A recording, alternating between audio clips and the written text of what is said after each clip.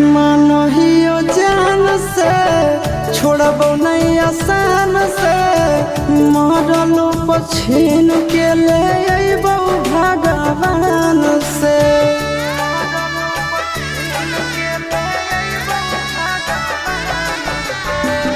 मानहियो जान से छोड़बो नहीं आसान से मरलो पछीन के ले अइबो भगवान से।